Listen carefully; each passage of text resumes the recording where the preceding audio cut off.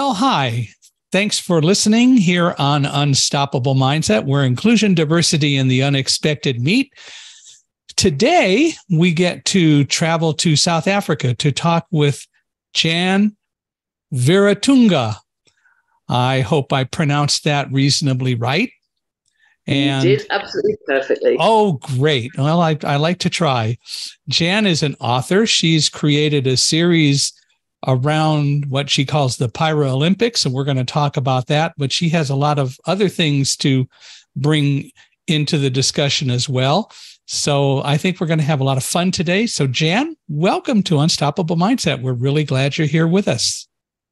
Thank you, Michael. I'm really glad to join you. Well, why don't we start, as I love to do, with kind of learning a little bit about the earlier Jann, growing up and all that sort of stuff.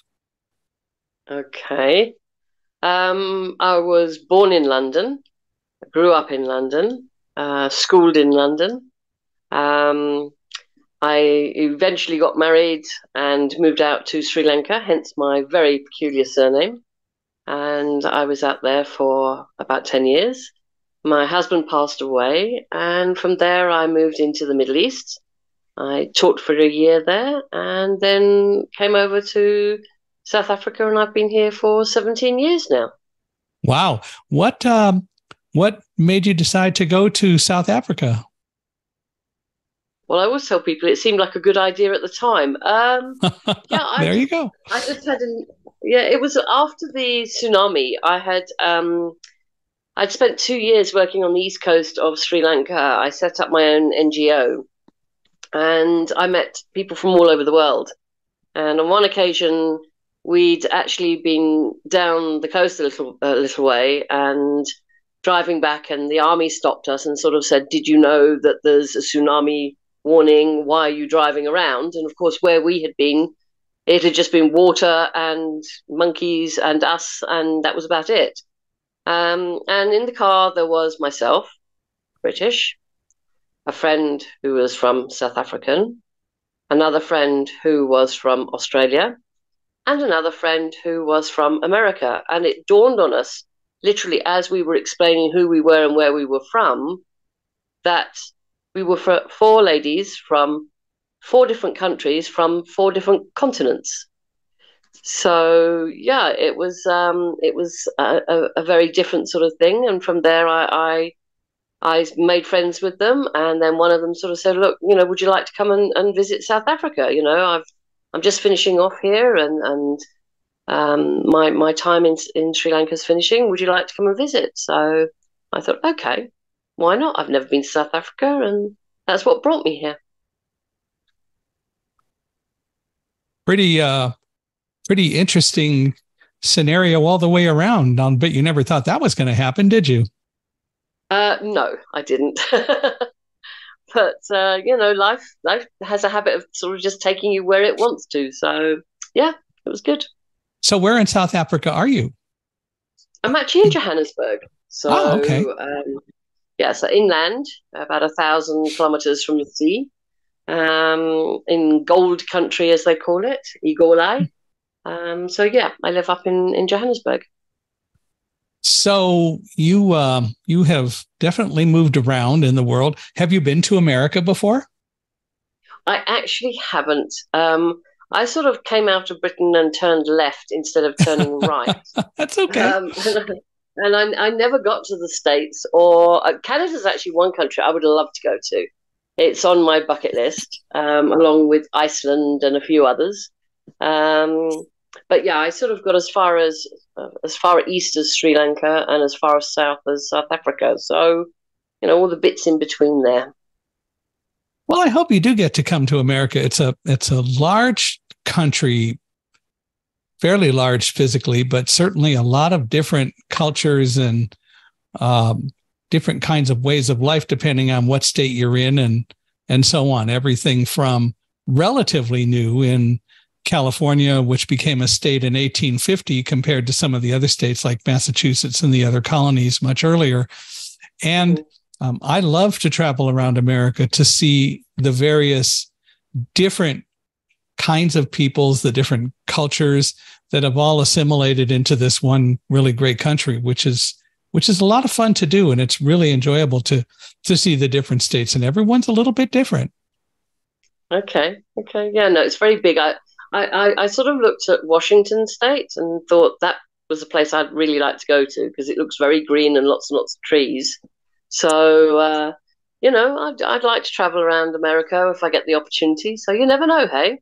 Yeah, you never know. Well, I'm actually going to be in Washington State next month, so it'll be kind of fun. I've been there before and love going up to Washington. I love California as well, but I've enjoyed going to all 50 states now, and just found a lot of wonderful stuff to see and do in all of those various states. So I can't complain a bit. I find it to be rich and exciting. But I've been to a number of countries. I have not been to England. I've been to Ireland, and I've been to New Zealand. And of course, I've been to Canada and to the Netherlands. Okay. And Japan and Korea, but I haven't really been to South Africa. I'd love to come and speak there sometime if the opportunity ever arises. I think it would be fun to do. And I've been to Israel. I went to Israel in August because I was there to be with Accessibility for a week. And again, I love going to a variety of different countries and experiencing and getting a chance to be a part of other cultures. So it's great. Mm-hmm. So you went to college in England? I sort of, I was a bit of a dropout.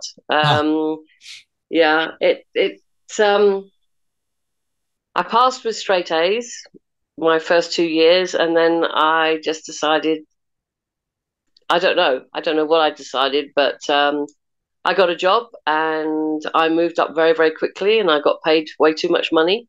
So I just decided that I wasn't going to go back to college. What was your job? I was actually a highway maintenance engineer. I actually built roads. Wow. That's an interesting and different job. Yeah. You enjoyed it? I did, actually. It was, you never did the same thing 2 days on the trot, which was lovely. And I like sort of variation. I don't like sort of being stuck in an office. That's not really me. So yeah, I actually did. I really enjoyed it, and I worked with a great bunch of people, all men. I was the only woman. I was the first woman into the department, so that was a little challenging to begin with, but they got used to me, and and then eventually I left there to get married and go out to Sri Lanka. So how long did you have that job? 10 years. Wow. So you obviously did enjoy it. Yeah, no, it was good. So what do you do as a highway maintenance engineer? Well, you basically dig up the road and relay it, in sort of very much layman's terms. I actually was responsible for a section of the A40, which is the sort of London to Oxford road. I was responsible for a section of that. And just making sure that everything on it was working the way it was supposed to. It was kept clean. The lights were on. The gully pots were cleaned out. There were no potholes. At one point, we even managed to put a new footbridge across it, which was different. Yeah, that's definitely a different thing to do, but certainly I can understand why that would be part of your job. Yeah. And then what took you to Sri Lanka? My best friend from school was actually Sri Lankan, and we'd gone there when I literally just finished my A-levels, and we went out there for a trip. She came over to Ireland to see what Ireland was like, and I went over to Sri Lanka with her. Parents thought it was good sort of cultural exchanges for us, and I really liked the country. And then sort of 10 odd years later, I hadn't taken any holiday. I used to run a scout troop, so every weekend that I had free and my supposed holidays were spent scouting.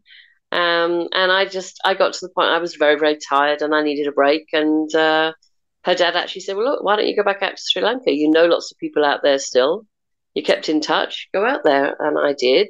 And then I met my husband and 6 months of toing and froing, and eventually he popped the question, and we got married, and I moved out there.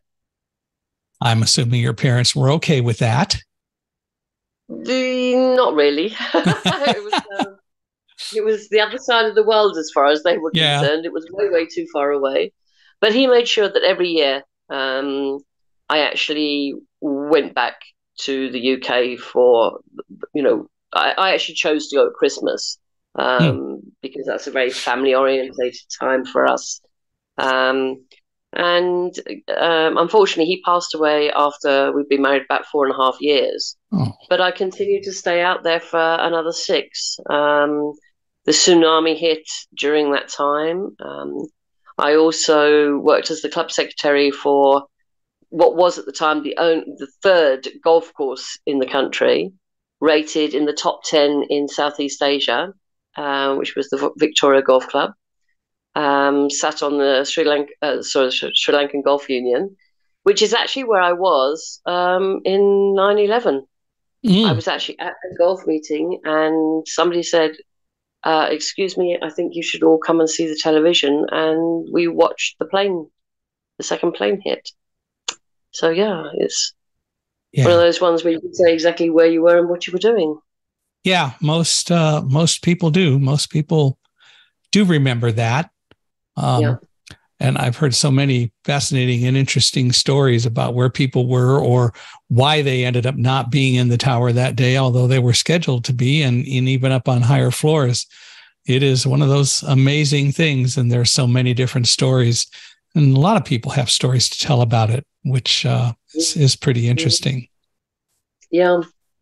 Yeah, it's one of those, the world stopped moments, a little bit like, I suppose, the shooting of JFK and of course, COVID more recently, I think everybody knows where they were and what they were doing during COVID. So, yeah. Yeah, we stayed home. My wife had rheumatoid arthritis, and so her immune system was suppressed, and she took medication for it that helped the pain, but it did keep the immune system down. So we chose, without any qualms at all, to stay home and basically lock down. We were blessed. We could get things brought in through things like Grubhub and other things like that. And I did my shopping or our shopping through a service called Instacart that would bring things, and it worked out really well. And we live very close to a country club here in Spring Valley Lake in Victorville, and we joined as social members of the club. And although they didn't deliver food, they had food available that you could go down and get. But we were friends with the general manager, and he said, anytime you want food, just call and we'll bring it. And they did. Cool. We were blessed. Yeah, that sounds really, really good. Actually, it changed shopping and how we shop in South Africa. Prior to COVID, everybody used to just go to the supermarket or go to the shops. And we didn't have any delivery services. Mm-hmm. It didn't exist in South Africa. And it's actually created a whole industry of young men on motorbikes that deliver. And I know in the UK they had deliveries, but it sort of, after about a year, it fizzled out and people got back to going shopping, Whereas here, it is carried on and people still get their shopping delivered from the local supermarket with these little guys that sort of doot outside your house, and there they are. Yeah. So there were delivery services prior to COVID, but it certainly did pick up a lot in COVID and after COVID. And you're right, it's changed a lot of things, and we can view that as a positive thing or not. But I think overall, people are starting to discover, even with working, that there's no need to be in the office 5 days a week, 8 or more hours a day, that it's healthier to let people do some work at home and do some of their work outside of the office. Absolutely. Absolutely. But I must admit, I think I saw more dogs being walked around my block than I had ever seen. People tend not to take the dogs out too much here. We have very, very big plots, and the dogs run around on those. But of course, that was the only excuse we had initially to actually be able to leave our properties. So all the dogs had their walkies on a regular basis every day. So that was quite interesting as well. I've been to places in Europe and also talked to other people who lived there. And I guess it was fairly common, even well before COVID, to walk dogs and even see dogs go into stores or restaurants and so on. And it was a common thing. But the difference between there and here, and correct me if I'm wrong, but the difference is that most all of those dogs were well behaved and they were controlled by their people. Generally, yes. Generally. And unfortunately here, people just think they should be able to take their dogs, whether they're well behaved or not. And all too often we see that dogs are not as well behaved as they should be. That creates a problem for those of us who use dogs, like I use my guide dog Alamo as a guide dog who's trained. And then they try to put restrictions and have put some restrictions on us because of those other people that they wouldn't really just deal with them appropriately. So it is it is a challenge. Yeah, no, I know from obviously the UK and Ireland, because my mum's from Ireland, that you know, taking the dogs out for a walk is commonplace. I mean, Dad would always take the dog for a walk around the block at night, just, you know, before we went to bed. And it was my brother and my job to sort of walk the dog down to the park and give him a good run during the day, type of thing, you know.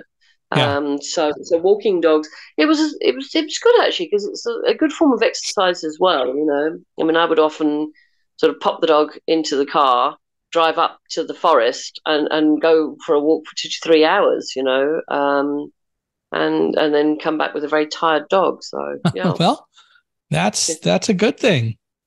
Yeah. And sometimes a tired Jann, but still, that's probably pretty good. Yeah, I wasn't so bad in those days. I was a bit younger, but yeah. Well, I know one of the things about you is that you write. You're an author. When did you start writing? I think I've always had an interest in poetry and sort of wrote little ditties here and there, sort of thing. But it was more or less when I came to South Africa. We owned a restaurant down in Knysna, which is on the coast, in a very beautiful part of the country. It's just above the sort of Tsitsikamma forest area. And I actually lived in a wooden cabin in the forest, where I didn't spend much time there, because I actually spent sort of like 6.5 days at the restaurant running it. But when I had spare time, I would actually just sort of sit on the deck and just let my mind wander. And I started with the poetry, and then I started writing in seriously children's stories in 2012, which was the start of the Piralympics. So, love to hear more about that. What got you started doing that? And well, let me ask first, did you publish any of your poetry? Would you believe I actually only published my poetry last year? And that was because some friends had basically seen some of the poems and sort of said, why haven't you published these? And I think it's the difference between being judged by your peers and being judged by children. So most of my writing is actually for children, but my poetry is obviously for adults. And funny enough, I actually took a couple of books with me. I went back to the UK in May to see my family, and I took a couple of books and gave them as gifts to friends. And they actually sort of said, well, look, would you read a couple of poems for us? And so I read a couple of them, and they were in tears. And I didn't think my poetry would have that much of an effect on people. So it was quite an eye-opener for me. The other adult work I've done is I actually write adult short stories, dark stories, unfortunately. I know a couple of other authors that do the same. They write poetry, children's books, and dark short stories. And I think it's a release from writing children's stuff all the time, is to write sort of the dark adult stuff.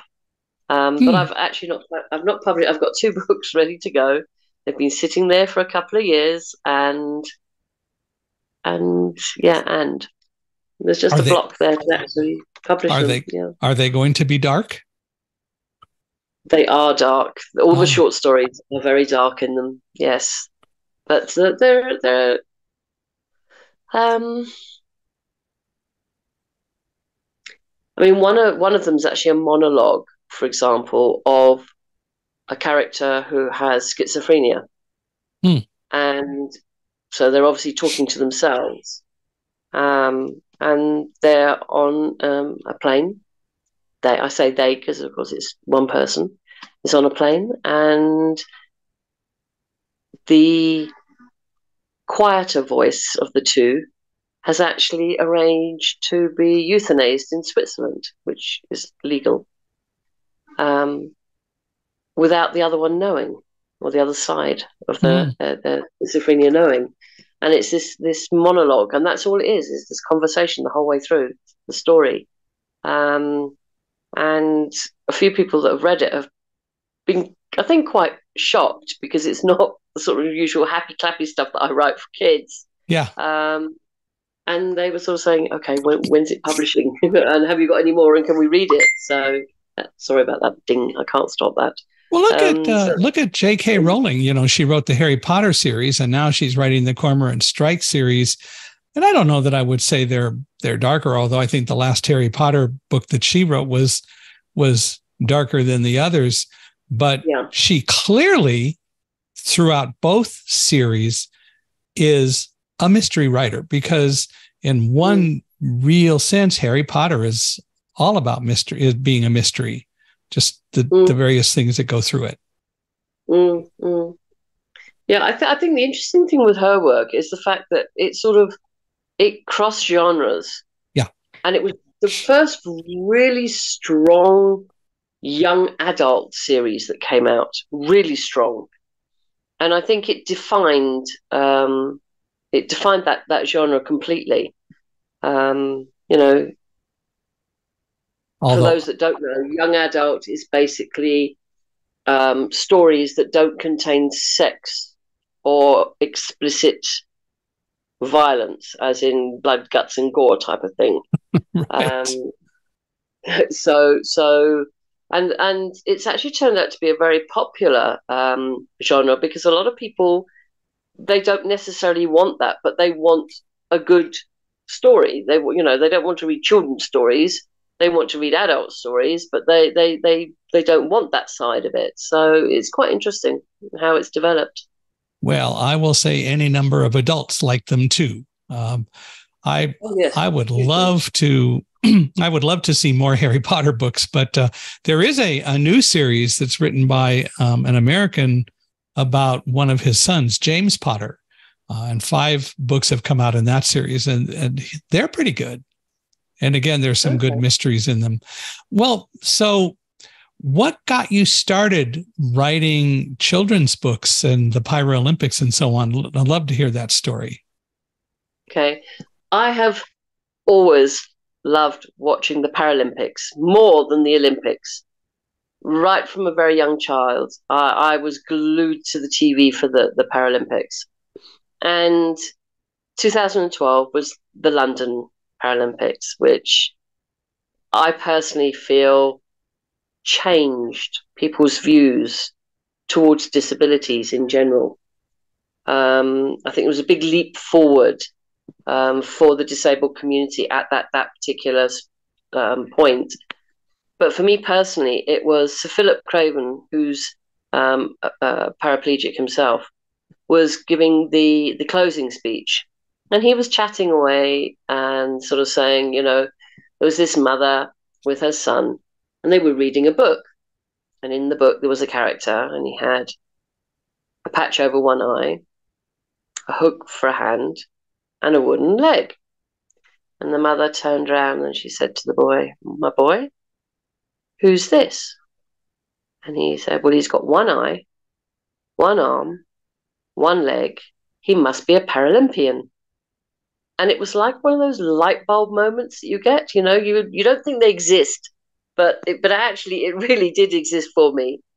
And I suddenly thought, hang on a minute, because he was talking about, the pirates in Treasure Island. And I thought, pirates, Paralympics. Hang on a minute, there's something here. So I Googled, and there was nothing. Nobody had written anything. There was no parallel drawn between pirates and Paralympics. So I started. I spoke to a friend, and I said, "There's nothing out there. Why has nobody written this story?" And they said, "Well, why don't you write that story?" So I did, and then I sat on it. Again, I think fear of failure as much as anything else, fear of judgment.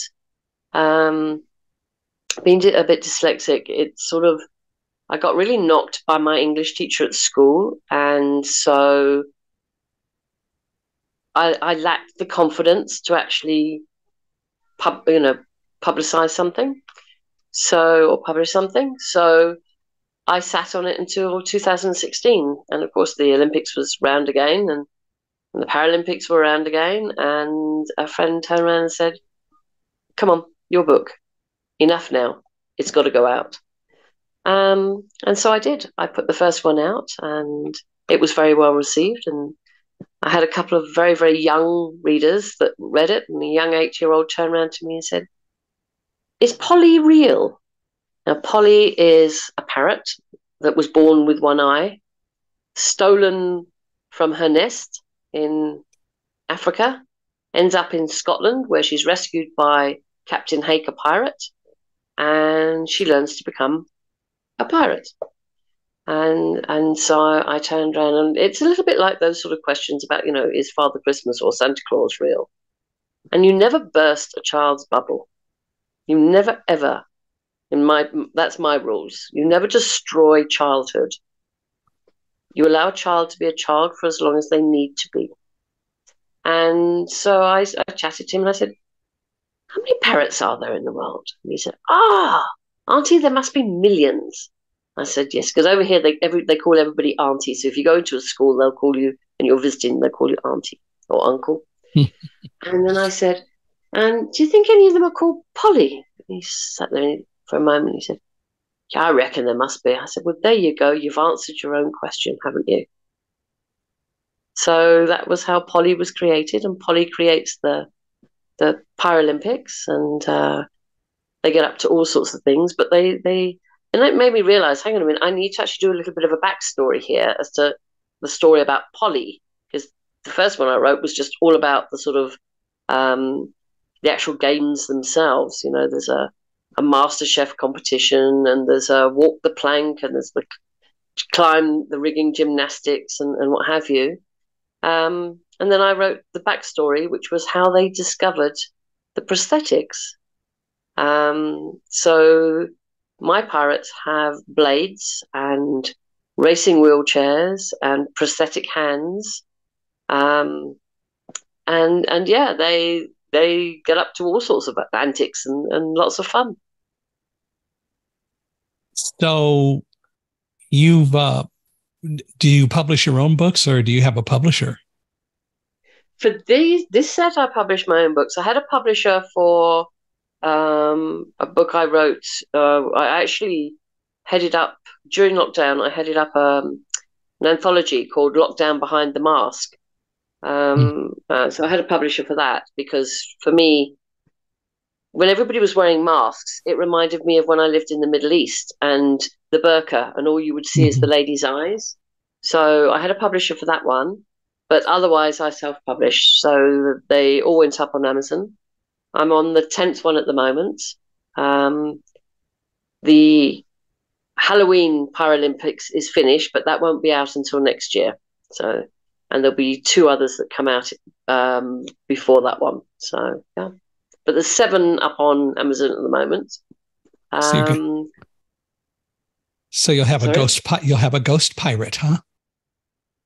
There is a ghost pirate, yes. Oh, good. They actually meet Captain Blackbeard and his ghostly crew, and they have to fight their way off his ship with their map, which is the map that takes them to the treasure, which, of course, treasure is in the eye of the beholder, and that is their prosthetics. That sounds like fun. Have you made sure that, or have you done anything to make sure that the books are accessible, like for blind people to be able to read? Are they put out in an accessible form like that at all? Do you know? At the moment, no. I did have a gentleman that was with the Braille organisation in Australia that wanted to actually have them, I suppose you call it translated, isn't it? Mm-hmm. Into Braille. And unfortunately, he never came back to me. So at the moment, no, I don't, and I don't have them on audio. Audio is very expensive to do. And when I have so many books, because I'm actually up, I think I've got over 40 children's books. So, when you're sort of producing a lot of books, it's sort of keeping up with them. And when you don't have a publisher, you have to do everything yourself. So Yeah. you have to pay for the illustrations, you have to pay for the editing, you have to pay for the proofreading, the cover, everything that goes into a book, and it's quite costly. So the additional cost of an audiobook is not something I've yet been able to manage, but I'm still hopeful. So yeah, I'll see what happens with that.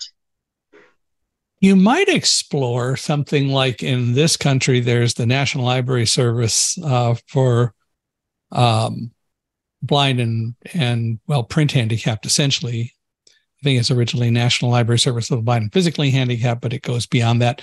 Anyway, they oftentimes will take books that they think people will read or that are popular, and they will produce them. And the reason they will do that is that they are protected under copyright law. So they're only available for people who have some sort of print disability. But still, that's a pretty good circulation. And what prompted me to ask the question was that I would think that people with disabilities could benefit from what you have to say as much as others do. Yeah, I mean, for me, it's especially children. I went into a school here, Craighall, and they have it's a mixed school, so they have children with physical disabilities. Unfortunately, not blind children, simply because the layout of the school is too dangerous for the kids to be able to navigate. But children, there was one young girl, for example, had a prosthetic leg, and I remember going in and I gave a number of books into the school, and I did a whole day chatting to the kids about disabilities, because I believe very much about educating young people. And I mean, chatting to you for me is a real privilege, because I think very often, by the time we're adults, we're too, what's the word I'm looking for, embarrassed or nervous to ask questions. And because we don't ask questions, we tend to avoid talking to somebody with a disability. And the children don't have that same barrier. They don't see color, they don't see disability. And I describe it a little bit like, being inside the box looking out, as opposed to adults who are outside the box looking in. And I very much believe that if we can have young people, able-bodied as well as disabled, reading books where characters have disabilities, and I mean, actually my books are a complete flip in many ways to the norm, because most of my characters have disabilities because, of course, they're pirates, so they've got something missing, or they're blind, or they're deaf, or whatever. So I've probably got about 80% of my characters that are actually disabled, whereas most books, maybe you might get 10% if you're lucky. So for me, it's important, because young people then, able-bodied and disabled, can read these books. And this particular young lady I was talking to you about, I was invited back to the school about 6 weeks later, and she saw me across the car park, and she came flying over, and she flung her arms around me, and she said, Auntie, thank you for writing that book for me. and I had this most enormous lump in my throat that seemed to be there for 5 minutes, though I'm sure it was just only there for maybe 5 or 10 seconds before I could regain my composure, because it had meant so much for her to be able to identify with other characters in the book, So I think it's very important that these stories are available to young people, as I say, both able-bodied and disabled, because I think it gives an understanding. I think it gives an empathy and an education to both. Well, it does, and I absolutely agree. It does, and that's again one of the reasons I asked about audio or more another accessible version. I would think that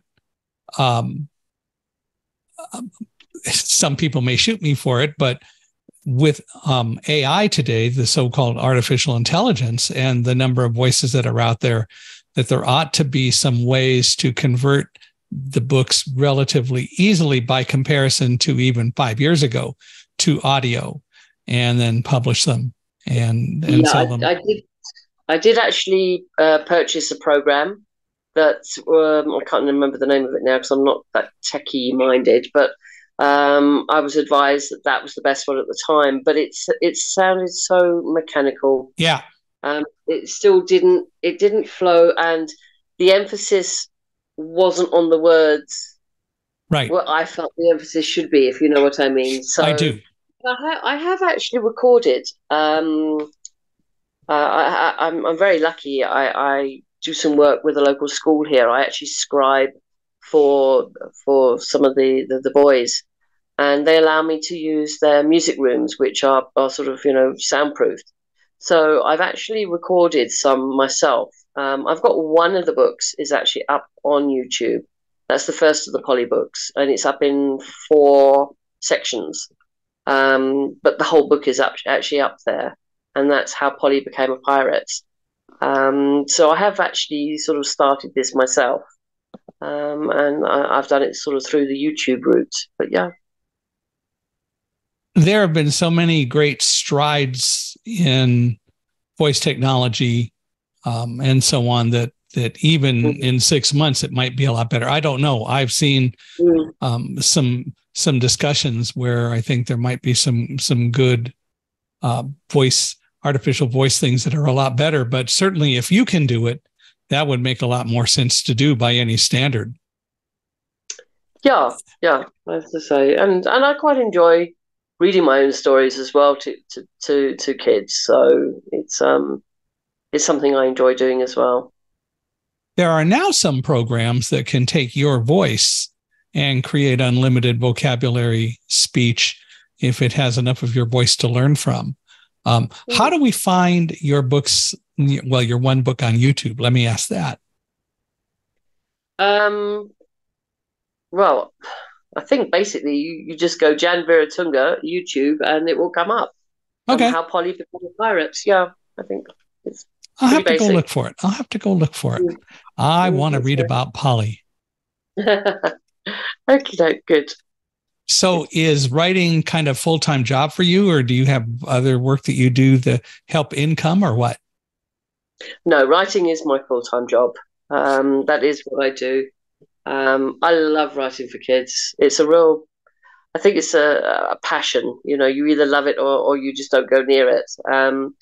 And prior to COVID, I used to be into schools 2 to 3 times a week.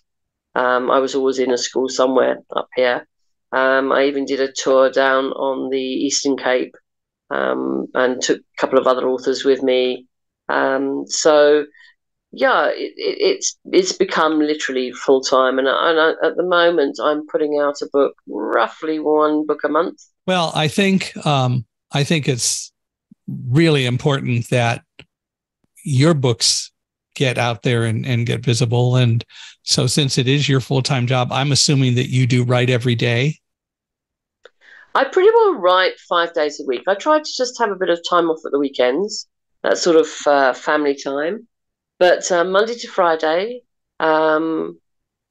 the house is quiet by 6 o'clock. Everybody else has left. So I actually sit there and I write usually till about 2, and then whatever sort of household bits and pieces need to be sorted out, or shopping or whatever gets done in the afternoon. So, but yeah, I put a good 6 hours in, and it's a bit like people that do physical exercise. You build up your muscles, and it's a sort of, I believe it's like building up your mental muscles. Yes. The more you write, I mean, I picked up Polly. I haven't written Polly for quite a long time, actually. Um, I wrote a younger series because a lot of people came to me and said, "Can't you write a pirate series for younger children as well?" So I had the Patches Pirate Pals, and for a year we literally put out a book a month. There are 12 books out there on that series, and they're Wow. all up on Amazon. Yeah, and How long? then How long are those books? oh, they're all short. They're little 32-page, 8 by 10, Okay. 8 inches by 10. But those ones, I've actually left the illustrations to be coloured in by the kids, because I feel, especially with boys, they tend to be a bit more the sort of reluctant readers. And Mm-hmm. if they're colouring in, it sort of attaches them to the book, and they gain a bit more of an interest in the book.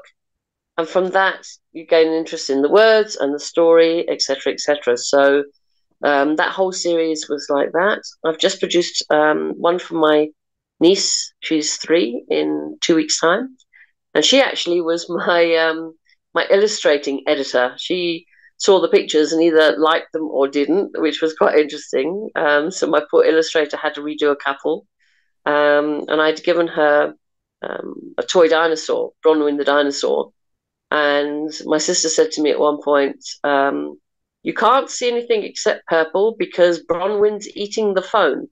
And that was because I'd sent the picture of Bronwyn for my niece to approve. And so she was actually using the dinosaur to kiss the phone to sort of say she liked it.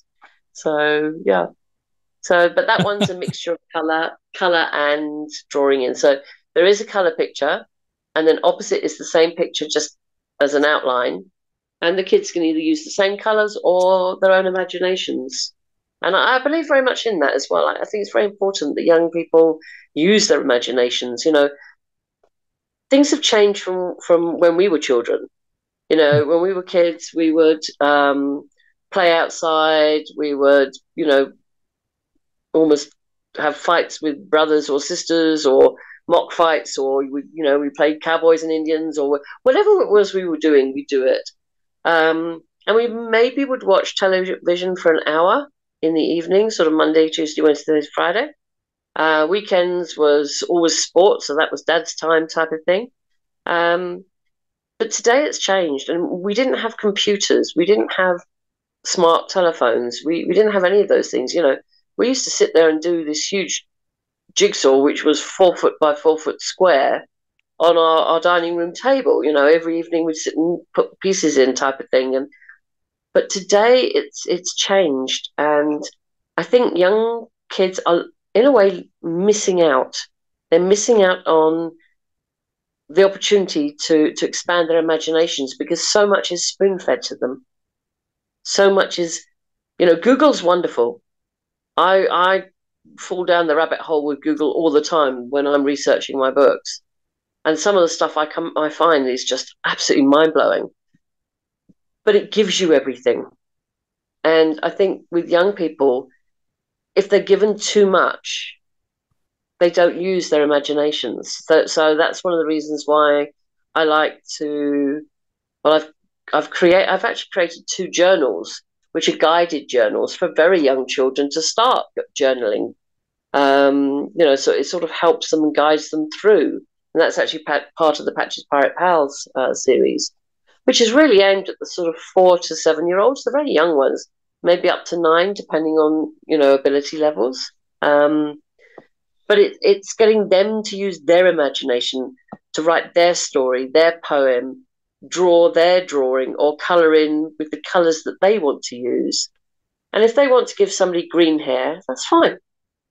They know what colour hair is, but let them use their imagination. Let them be creative. We don't do nearly enough of that. And I absolutely agree with you. The problem with so much television is that everything is just forced, or everything is there. There's no imagination.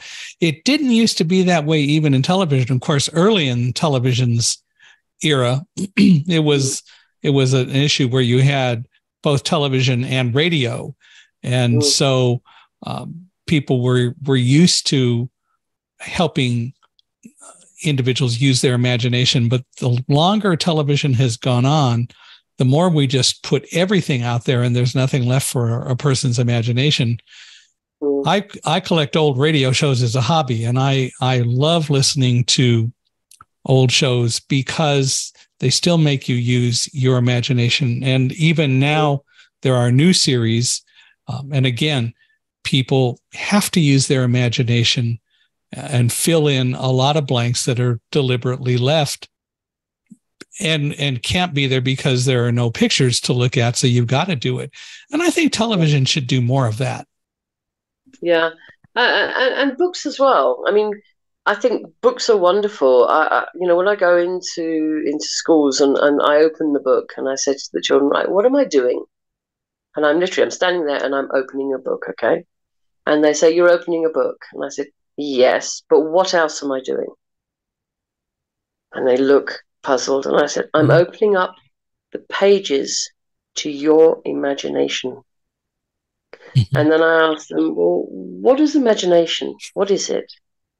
And I remember one youngster gave a wonderful definition. He said, it's like dreaming, but your eyes are open, but the story is in your head and you can see it like a film. And I thought that is exactly it, because I know when I write my books, when I'm writing about Polly, especially Polly has a very, she's very special. Polly and my pirates are very special. That's my comfortable place whenever I go back to Polly. And I can see her. I can hear, she's almost talking in my ear when I'm writing her.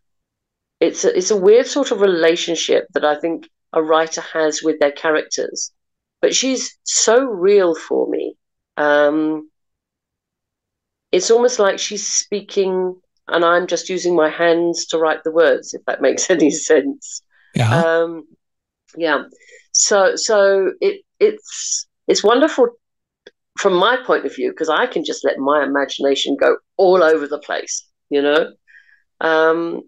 and then when you actually are reading the story and you watch the kids' faces, it is so special, because you can see, they can see it in their heads. Their imagination, they can see the pictures like a little film, Yeah.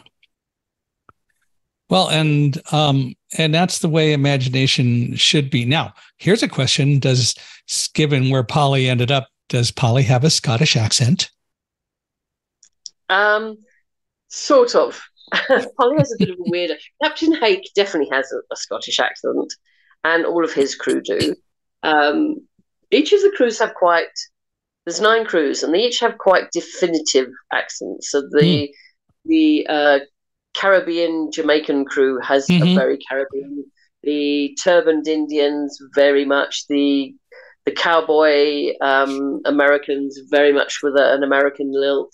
So each crew, I've actually given their own voice, which is important, because it also brings diversity for the kids to understand the world is quite a big place that we live in. So we've got tattooed Maoris, we've got Scandinavians, we've got Scots, we've got Zulus, we've got Greek goddesses, we've got the Japanese ninjas. There's all these different crews that are very different, but they all belong to the Fellowship of Pirates. Right. That's really the issue, isn't it? Yeah. Yeah. It's trying to make kids realize we're actually all the same. We all want the same things. One of the things that I talk about on the podcast, I'm not going to spend a lot of time on it today because people hear it enough, but you talked about able-bodied and disabled people. I work to try to get people to understand that disability doesn't mean, and I know you're saying somewhat the same thing, disability does not mean a lack of ability. Disability is a characteristic.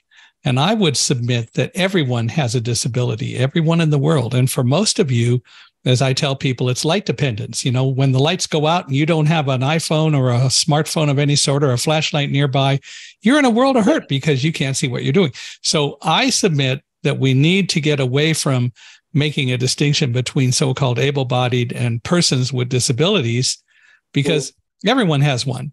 And what we really need to do is to recognize that disability is a characteristic and it manifests itself in different ways.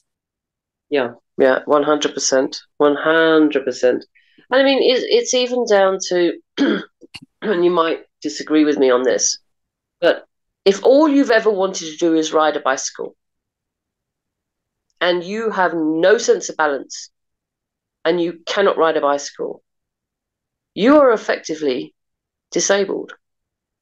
You are disabled from being able to ride a bicycle. Now, people will argue me and say, no, but that's not really a proper disability. Sure it is. But it's a characteristic. Exactly. And I think you and I are very much on the same page for this. And I know we had a little chat a few months back. And back in the day, it's been a while. Yeah, it has been a while, yeah. And we touched on it, but I agree 100%. I think we all have a disability. But one of the things I do say is disability does not mean inability. Correct. It does not mean a lack of ability. It just means that you have something. Yes, and I think each gift is different. And it makes us see the world in a different way. So, for example, because I have dyslexia, I have to work a little bit harder with my writing. There's nothing wrong with my grammar. There's nothing wrong with my word order or the words I use until I try and type them, and then very often they can come out backwards. Or, I mean, to this day, if I type the word "the," I can guarantee 90% of the time it comes out HTE. Okay. And my fingers know what they should be doing. To this day, they know what they should be doing. But they know what you want them to do, but they have their mind of their own. They do. So but what I'm trying to say there is that, you know, disability, if you look at the figures as such, they say that between 20 and 25% of the world is disabled. Those are the disabilities that can be measured. The other 75%, they also have disabilities. They just don't admit to it. Right. Exactly right. And that's the stigmas that are attached to disability. And again, that's my inside the box looking out, outside the box looking in, which starts for me with children, because if you are a child inside the box with others, you as I said earlier, kids don't see disability. They're just friends. Right. They all get on with each other, and if somebody can't do something, they'll help them, or if they won't help them, they'll bully them or whatever. But the kids will learn to stand up for themselves, and they will get through that. Until adults get in the way. Until adults get in the way, exactly. But what I'm saying is, when that group of children become adults, and that's where we haven't got. That's why I believe we haven't got to yet. We're getting there, but it's not got there yet. When that group of children become adults, because they've grown up with a whole range of people, different races, different colors, different abilities, it's just normal. It's what's around them. Whereas at the moment, we're having to constantly play catch up, and we're having to put into companies and businesses the structures for people with disabilities to be able to go to work. Mm-hmm. As long as those, when they grow up, it will just automatically be there, because those are going to be the new bosses. As long as they don't forget. as long as they don't Okay. forget. But that's if we don't interfere. Right. So when is Polly going to be in a movie? Oh my goodness, the big question. Yes, I've actually finally sorted out my pitch, and that's taken a long time. And I've actually had a gentleman called Steve Longy. He has been my fairy godfather. He produced Hacksaw Ridge, which is a slightly different type of movie to what Polly's going to be. But he's been a real mentor, and that's why I'm giving a little bit of a shout out to him, because he doesn't have to help me. He doesn't know me from a bar of soap. I introduced myself on LinkedIn to him one day, which is, of course, how I met Sheldon, and through Sheldon, you. Mm-hmm. And he's given me so much confidence. So my pitch is ready. I'm helping a friend launch their book tomorrow, which has taken up most of the last 2 weeks. And once that's done, I'm actually going to be going out to producers and directors to see if I can hook somebody that will actually produce it. Because to me, it's important. And I think whether it becomes a TV series or a movie, I don't mind. It probably lends itself more to animation, simply because so many of the characters have disabilities, and I think the insurance for that in real life would go through the roof on a movie set. I don't know, but I think so. But it leads me on also to something, again, that we touched on before, and that was basically where we were talking about, oh, apologies for that, where we were talking about actors, disabled actors. And at the moment, most actors sort of literally have a wheel on, wheel off, or a walk on, walk off part. Mm-hmm. There are no real central characters based around disability, or very, very few. Very few. One or two starting to emerge now. There's one or two sort of characters that are, building up and what have you. But one of the things I've been advocating for is, why can't disabled actors do voiceovers and dubbing? Mm-hmm. There's nothing stopping them doing those things. We need to talk offline about some of that, because there's an organization called Radio Enthusiasts of Puget Sound, and a whole group of people who are blind.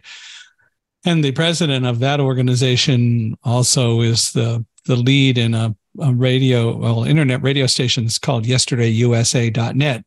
And there's a red network and a blue network, like there is on NBC in the golden days of radio. And there actually is some work being done to try to create some programs to encourage blind people to go into doing more audio type stuff. So we should talk about that offline. I think so, yeah. Speaking of Washington, that's what we're going to do next month, is go up and do 4 radio show recreations. And I and some other blind people and non-blind people are all going to be parts of the show. Oh, that's so cool. That is so cool. I've got a friend here, Lois, and she's just done an art exhibition. And I found it was a concept that I found quite difficult to get my mind around, obviously. How can somebody who's blind do an art exhibition? But she's actually working with a group of people down in Cape Town, a group of blind students down in Cape Town. Some have maybe 10% sight. Mm-hmm. So they have just a little bit, but not very much, And they're doing amazing, amazing work. And I think just we need more of this. It needs to be funded. It needs to be supported. I mean, South Africa, there's no funding for anything. We don't have electricity most of the time, internet sometimes, and water when they feel like it. But in Western countries where there is a little bit more money, I think these things need to be funded more and supported a lot more than they are. And I suppose unless we stand up and start shouting, it won't happen. And so that's one of the reasons why I want to see my Pirates and Polly made into either a film or a set of films or a TV series. Again, because it's something that everybody can enjoy. Maybe to children can maybe identify with. Sorry? Maybe we also ought to explore making it into an audio series. I think so. Yeah, definitely. How do we increase the conversation around disabilities and get people? I know you've talked about one way as children grow up, but what else can we do as adults to break through some of those barriers and get the conversation more a part of the mainstream? Oh, gosh. Well, I think number one, we have to identify the problems. And I think the main problems are, and I'm going to talk about disabled and able-bodied, if you will, just sort of entertain me on that. The more able-bodied, shall we say, folk out there feel awkward talking to people with disabilities. They will shun away from speaking to somebody with a disability. They will avoid going to help somebody with a disability. And I think it's just such a stigma, and it's not the disabled person. I don't think it's the individual. It's just the whole sphere of disabilities. And I've watched LinkedIn recently, and there's a lot more out there and a lot more stories coming out. And I think that's a really good thing. And I think things like, and I know the Paralympics does focus on the physical, and disabilities is a lot more than that. I mean, people in wheelchairs are only 8% of those with disabilities. Yet, what is the symbol that we use for the disabled? Mm-hmm. It's a character in a wheelchair, right? Yeah, So, and I know there is a movement towards possibly changing that. I don't know how wise that is, in the sense that I understand why, but at least is recognised as a symbol for disabled. There's pros and cons around everything. Yeah. And I think we just have to talk more. I think there needs to be. I think people are frightened. It's like when I first spoke with Lois, because I think she was the first blind person I spoke with, and I said, "Lois, can I ask you a question?" She said, "You can ask me anything." But I felt I had to actually say, "May I ask you the question?" Because I felt awkward. I didn't want to cause offence. I didn't want to be rude. I didn't want to say something that would upset. And I think that's part of it with a lot of people. And we have to get over it. We have to, and I think that's what Sheldon did that for me, actually. He was wonderful. We had an hour-long chit-chat, and I was chatting to him about how to use some of the analytics in LinkedIn and stuff as well, stuff he hadn't been able to do and what have you. And it was so nice because I felt so much more comfortable at the end of the conversation than obviously I had at the start of the conversation. And I think just the more able-bodied a person is, they just need to get over it. They just need to start talking to people. But it's a learned it's hard. And that's why I go back to kids, because I think, to a degree, we have to start with young people and educate them and bring them through the system. But then what do we do with all of us oldies that are sitting at the top end? But the awkwardness is more of a learned behavior than anything else. We don't like to think that just because someone is different than us, they're necessarily at the same level we are. And we grow up learning that, which is in part why I said I hope that children today don't forget as they grow up, because it's a learned behavior. And you're right. It's great to start with children. And the more children get to be involved in the conversation and carry on the conversation and don't have the fear, the better it is. Mm-hmm. I'll give you an example on something. My niece, as I mentioned earlier, is going to be 3. One of the things my sister did with her, from about 6 months on, she taught her how to sign. Mm-hmm. Now, my niece isn't deaf, but there's a movement in the UK to teach babies to sign, because they can sign, "I'm hungry," "I'm full," I would like more. And, you know, I mean, there's obviously a lot more signs than those. I've just taken three, the very basic ones. They can do that 6 to 8 months before they can speak. Mm-hmm. So they can communicate on a level to express themselves, which also reduces frustration and anger. And I'm actually trying to learn. There's a guy called the Deaf Chef on Instagram, and I'm following him. And every day he comes out with a new sign. And I've been trying to learn some of those. Number one, so I can keep up with my niece, because she's a lot better at signing than I am. But also, sign language actually just became the 12th official language in South Africa. And I went to a restaurant one day and there was a lady there and I asked her a question and then she sort of put her hand to her ear and said, you know, yeah, basically, you know, was telling me she was deaf. So I wrote it down because I couldn't sign. But the only thing I had learnt to say was thank you. So at the end of the conversation, I gave the sign of thank you, and her face just lit up.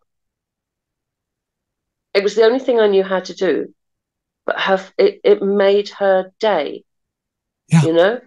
And I just think that we need to all make more of an effort, I suppose. And I think things like, you know, why can't we have sign language in schools? You know, over here we have 11 languages and they're all taught in school. So why can't we have sign language taught in school? The more we communicate, the more we talk to each other, the more I think barriers will come down. And we've got to get over this stigma of disability. And again, it's that word, isn't it? Disability. It is. And we need to learn it. We need to learn it doesn't mean, because it's not a lack of ability. Exactly. If people want to reach out to you and learn more about you, how do they do that? Okay, so they can email me, and it's I think I've given you some of my links. Yeah, well, go ahead and spell out email if you want to, or whatever. Go ahead and say it here as well, please. Okay, well, it's quite a complicated one, unfortunately, but it's well, I'll give you my easier one. I've got one which is Jann Weeratunga, which is, no, maybe that's not the easier one. I think the other one probably is. It's JANS, Jan's, Pics, PICS, SA for South Africa, at gmail.com. Jan's, Pics, SA for South Africa, at gmail.com. That's pretty easy. Great. Yeah. Well, I want to thank you for being here, and we will be putting the book covers and all the other things up in the cover notes, and I hope people will reach out. This has clearly been fun and fascinating, and I want to continue our discussions later offline. We got to do some of that, and I think it will be a lot of fun to have you back on again when the next Polly book comes out and talk about that and other things as well. So we really appreciate you being here, and of course, I want to thank you all for listening out there. We are very grateful that you do. Would love you to please give us a 5-star rating wherever you're listening to Unstoppable Mindset today. Please give us a 5-star rating. We appreciate that, and we appreciate your comments and reviews. If you'd like to reach out to me, you can do it by emailing me at michaelhi@accessibe.com. Michael is MICHAEL, HI at accessibe, ACCESSIBE.com. And also, you're welcome to go to our podcast page, www.michaelhingson.com/podcast. And Hingson is HINGSON. But we want to thank you again for listening. Really appreciate it. Hope you enjoyed this. And as I said, we want your comments and your 5-star reviews. We value that very highly. And then again, Jann, I want to thank you one last time for being on with us today and talking to us about so many different things. And clearly we have to continue this on another podcast episode. Absolutely. And thank you so very much for having me. It's been an absolute pleasure. I've really, really enjoyed it. Thank you.